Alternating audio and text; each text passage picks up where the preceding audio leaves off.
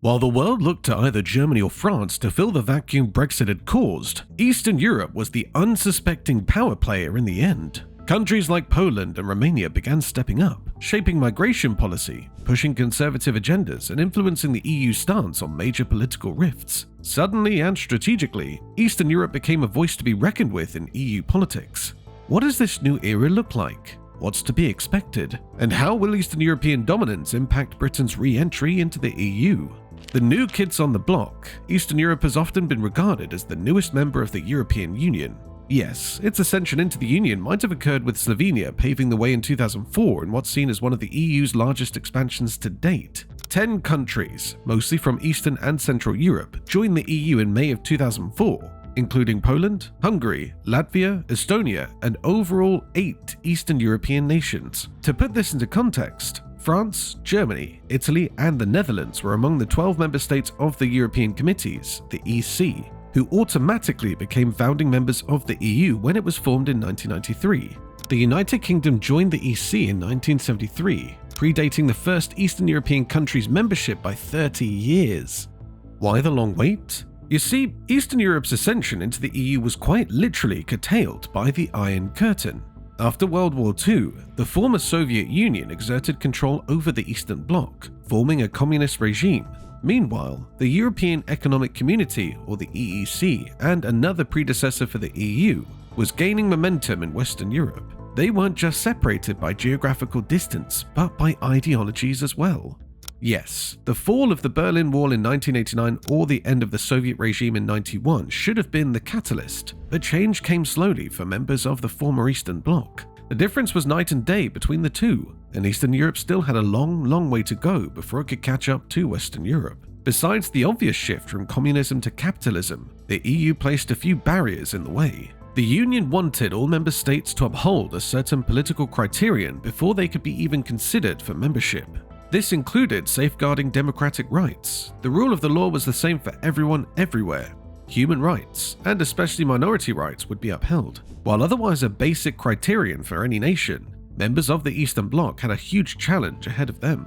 To put this into perspective, Hungary and Poland joined the EU in 2004, but they had applied almost a decade earlier in 1994. Meanwhile, Sweden applied for a membership in 91 and was accepted in 95. Likewise, Finland applied in 92 and was a full member by 95. Do you see the disparity? Yet ironically, despite the EU's apparent reservations towards members of the former Eastern Bloc, they relied on its citizens to keep Western Europe going. From providing a low-cost labor force that fueled Western industries to serving as a buffer zone in the bloc's relationship with Russia, Eastern European states have been central to the EU project since the post-Cold War expansion began.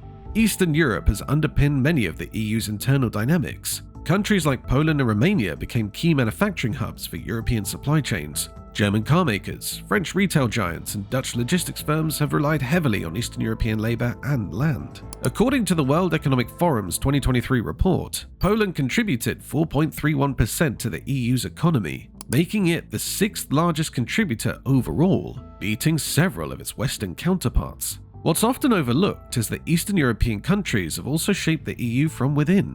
Leaders like Viktor Orban in Hungary and Jarosław Kaczyński in Poland have used their positions in the European Council and Parliament to influence budgetary decisions, judicial reforms, and cultural policy. Their assertiveness challenges Western dominance and reflects a shift in political gravity. In truth, the EU never simply admitted Eastern Europe, it relied on it. Today's power dynamics only make that dependence more visible.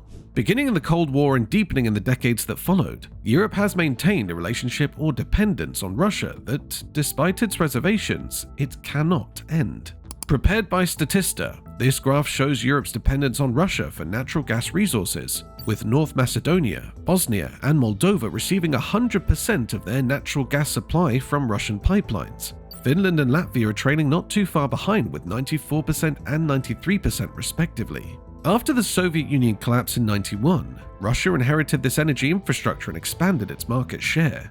Throughout the 1990s and early 2000s, European countries signed long-term contracts with Russian energy giant Gazprom, seeing Russia as a reliable supplier. Major projects like the Yamal pipeline and Nord Stream 1 cemented this reliance, with Western Europe becoming particularly dependent on Russian gas. By 2021, Russia supplied about 40% of the EU's natural gas, 27% of its oil, and nearly half of its coal. But this dependency didn't come without a cost. Several gas disputes occurred over the years, with Russia threatening to cut off Europe's supply or even temporarily doing so as a power move. The 2022 invasion of Ukraine, however, marked a breaking point, turning what was once seen as a pragmatic energy policy into a geopolitical liability and prompting the EU's urgent shift through the Repower EU plan. What is Repower EU, and why is Poland so actively involved in this project? As a member of the long-forgotten Eastern Bloc, Poland has a history of tense relations with Russia after the fall of the Soviet Union. There's a deep mistrust on both sides, which was only accelerated when Poland took a very vocal stand against Russia after its invasion of Ukraine.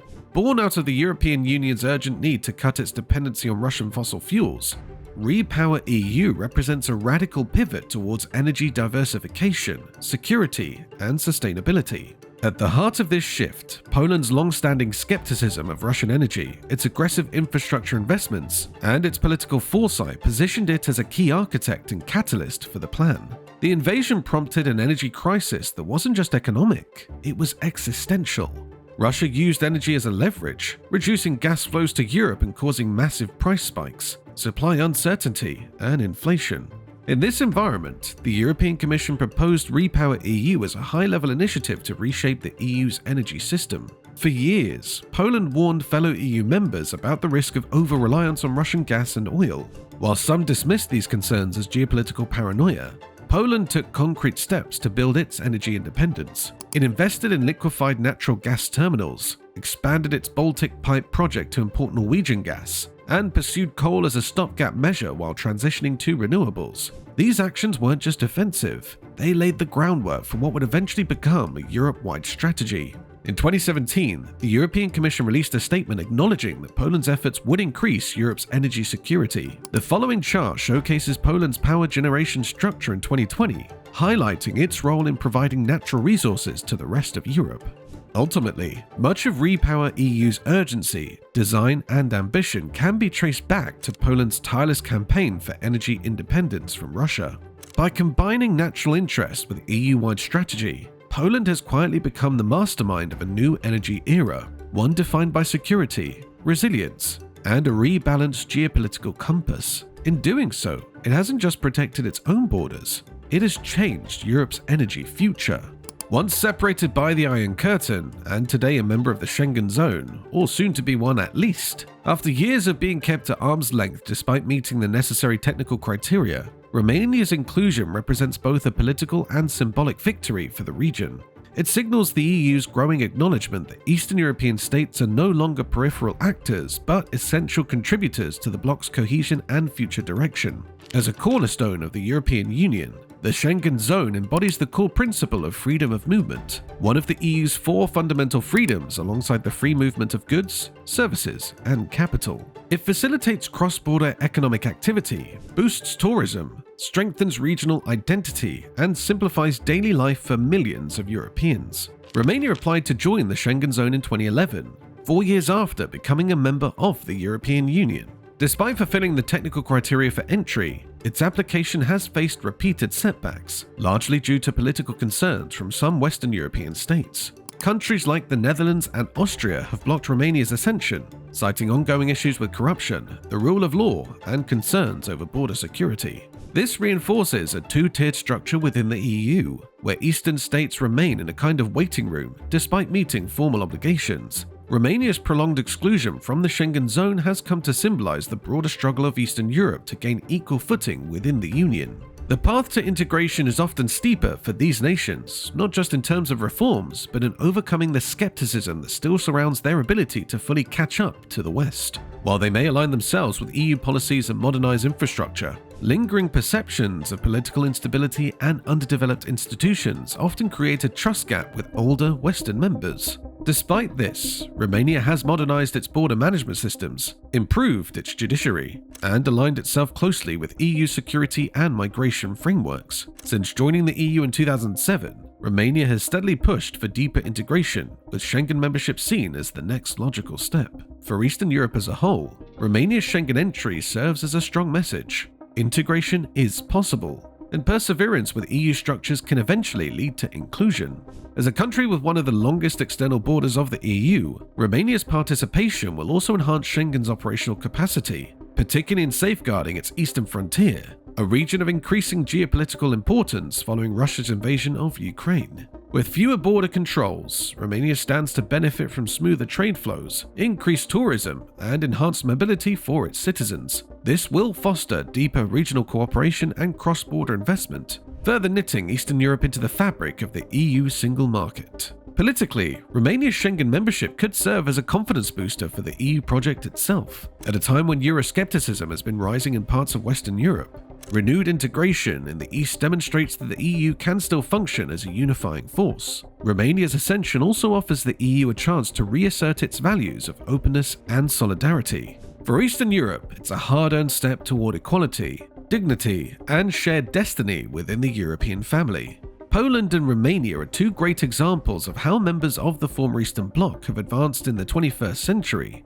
becoming integral members of the European Union. Eastern Europe was once separated by more than just geographical barriers. There was a difference in ideologies and a great sense of distrust between the West and the East. Could it have been motivated by a sense of elitism as well?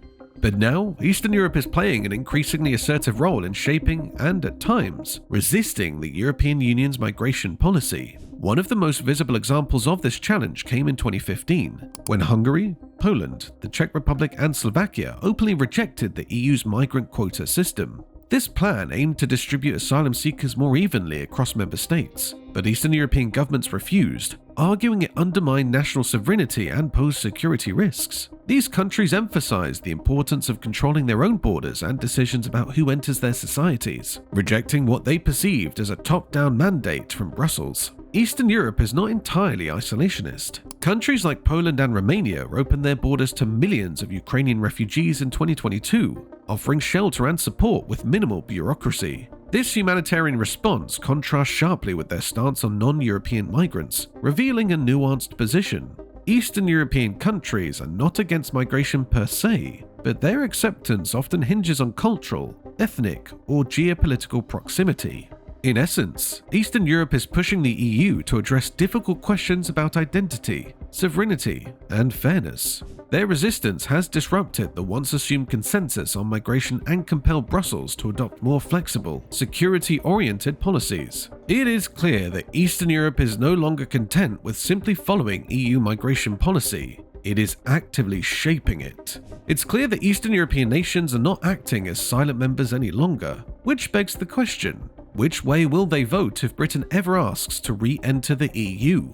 While the UK hasn't directly vetoed an Eastern European country's ascension to the EU, it has expressed political concerns about the speed and scale of Eastern enlargement. For example, while the UK did not block Romania and Bulgaria's 2007 membership, it imposed transitional restrictions on immigrant workers, delaying full labour market access until 2014. British politicians and media frequently voiced concerns about crime, welfare abuse, and public services being overwhelmed. These fears later became central themes in the Brexit debate. Should Britain ever seek to rejoin the EU, Eastern European approval won't come easily. Eastern European states have grown confident, assertive, and strategically vital. They haven't forgotten the political scapegoating and labour fears that followed their ascension by the United Kingdom and Western Europe overall. Any future application would likely be met with hard questions, not just about Britain's alignment with EU values, but about its reliability and long-term commitment. Eastern European states, often underestimated, have spent decades proving their reliability within the EU framework. Despite internal challenges, countries like Estonia, Poland, and Romania have adapted to common rules, contributed to EU missions,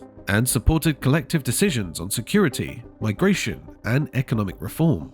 This time, it would be Britain under the microscope. After walking away from the bloc, sparking years of political and economic disruption, the UK would need to demonstrate that it truly aligns with the EU's core values. How the tables have turned.